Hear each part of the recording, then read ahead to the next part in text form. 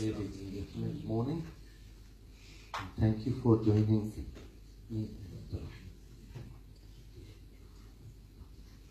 Okay, so suicide and epilepsy. It's an important topic. It has many implications. But allow me, before I start with the presentation and the data and whatever, to share you a couple of wonderful moments we had in the past 2 weekends. Last 2 weekends, the first one was we celebrated the success of our International Abu Dhabi Mental Health Congress. I'm sharing it to you because it was wonderful.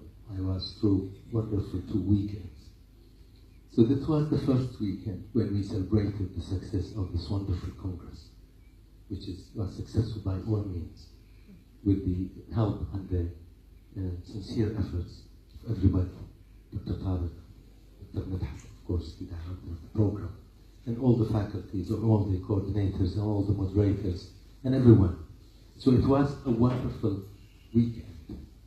Then last weekend, it was also as wonderful, because I was in Dubai, and I was attending the annual International Congress of Epilepsy. It's part of our Emirati chapter for the International League Against Epilepsy. I'm a board member for the chapter. So this was the last weekend, and it was also wonderful and successful. And it was more nostalgic. It was full of so many beautiful memories and seeing so many beautiful faces. So allow me to talk a few minutes about this. The Emirati chapter of the International League of Epilepsy was established in 2009. Dr. Tawfiq Sa'di, who is the senior consultant neurologist and used to head the Department of Neurology here, he said, Mufeed, we need to start our own chapter in the UAE. And we started that, and there were 4 of us, with Dr. Wasim Fathallah, the consultant child neurology, and Dr. Ayad Khudair, who is a consultant neurologist. And now we have 70 neurologists, and we have doing our annual congress regularly. And every year, the audience are increasing. And we are trying to keep the caliber just like we are doing in our psychiatric conferences. We are keeping raising the bar and getting more speakers. So it was a wonderful event. We had 2 important guests, the president of the International League Against Epilepsy, and he gave a talk. I would ask him to share it with me, to present it to you. It was treatment of epilepsy in the 21st century. Something amazing. And it's beyond what we can imagine, how science have advanced now. What are the things they are doing now? So they are even thinking that maybe epilepsy will come to an end with the available treatments they have. And at the same time, I said it was nostalgic because among the audience was my senior neurologist who was my supervisor back in the 1990s when I did my PhD in epilepsy. And 2 of my colleagues coming from Iraq, they were among the audience. So it was highly nostalgic because it brought me back to 1999 when Professor Samad al-Fahadi came back from the International League Against Epilepsy Congress, and he said, Mufeed, we have to start our own chapter in Iraq. And we did. And also there were 4 of us. And I do remember all these good times when I was working hard, days and nights to prepare the constitution of the chapter and the bylaws of the chapter, and then I had to prepare the Arabic version, and we started that chapter. And when I left my country in 2006, we had more than 100 neurologists, neurosurgeons, and psychiatrists among that chapter. Forgive me, but it was full of positive energy and emotions. And because I love you all, I wanted to share it with you. Okay, back to epilepsy and suicide. My intention, I did put the references first, because when you go through epilepsy and suicide, you will find hundreds of papers. And these hundreds of papers, they have been over decades. And as it's made red at the bottom, the results are conflicting, or they are different, not conflicting. Let me be more precise. And I'm sure you know why the results are different, because they are different, the studies are different, and the research design, and the outcome measured, and most importantly, in the sample. That's why you have different grades. For example, mental health problems among people with epilepsy, you find it ranging from 20 to 78%. This is a very wide range. So when I went back through all these papers, the main factor is the different sample. And I keep saying that important statement that we have to differentiate between patients with epilepsy and people with epilepsy. Patients with epilepsy are the patients that are recorded in our register, in our clinical units, in our hospitals, in our specialized centers. But people with epilepsy are all the people with epilepsy who are in the community. Some of them have attended and are registered, but many of them, they did not ask for help, because they are not there.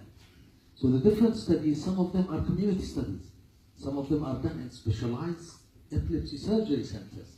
Others in general neurology clinics, in general hospitals. That's why the results are different. So forgive me, I did not cite the references inside the slides. I tried to get what is the agreed upon outcome, and I will try to present it to you. And I keep citing, and this quote from Sir William Osler, that the good physician treats the disease and the great one treats the patient. And this is a gap we have when we talk about people with epilepsy. This is a major gap. I will talk about it later. So this is the outline of my presentation, introduction. Then generally we'll talk about suicide behavior, then suicide among people with epilepsy, and what are the recommendations. People with epilepsy, you know that they are disadvantaged, and actually among people with chronic neurological disorders, you know the most common chronic neurological disorder is epilepsy. Name all other disorders that are less prevalent. And epilepsy, the lifetime prevalence is 0.7 to 1.2%. And they are disadvantaged in so many ways: loss of independence, and underemployment, decreased leisure time, decreased physical activity. They are unable to drive. They have problems in obtaining insurance because they have epilepsy, and they have higher rates of substance abuse. And all of these adversely affect their quality of life. In addition, epilepsy being a chronic disease, it has a much higher rate of comorbidity, psychiatric and medical, and both also adversely affect the quality of life of these people. So generally speaking, psychiatric comorbidity, the agreed upon rate is 30 to 50% in refractory or chronic epilepsy. Why do these people have comorbidities? It has been debatable, and there are so many factors. Why people with epilepsy, they have higher rates of comorbidities? Is it because of the common underlying predisposition, something shared, genetic, biochemical? We are not sure of the answer. Is it the direct effect of the seizures? Because seizures are trauma to the cerebral cortex and to the brain function. Is it because the underlying epilepsy etiology, if it is focal, if it's secondary to a tumor or whatever, is it the psychiatric comorbidity secondary to that etiology? Or is it because of the adverse effects of anti-epileptic drugs or other therapies?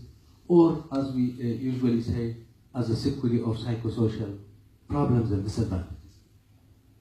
Neurologists usually treat the clinical seizures, and their main aim, and I said that to all the neurologists.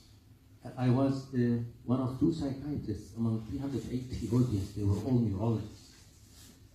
And usually, and it is true, their main aim is to control the seizures, to make the patient seizure-free. But they never ask about psychosocial aspects and psychiatric problems.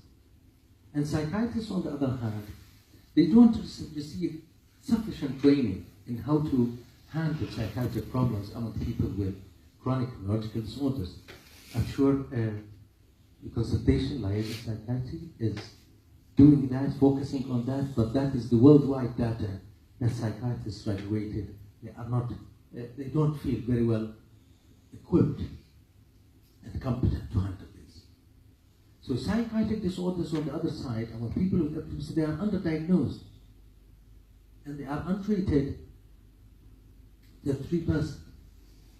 And more severe forms, they don't receive enough treatment because the doctors are hesitant and they are occupied-minded with the myth that all psychotropic medications are epileptogenic and you have to stay away from it. So this all raise worrisome consequences. Worldwide data, they do agree. In the UK, in Canada, in the States, in the generally in Europe, even in our region, in the part of the world, and you are aware of the research papers that were published from SKMC, that depression and anxiety are higher among people with epilepsy, significantly compared, and what's added to it is suicidality.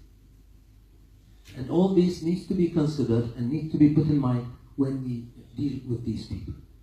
Yet, there are many sound papers and literatures showing that suicide is increased among people with epilepsy even without psychiatric comorbidity.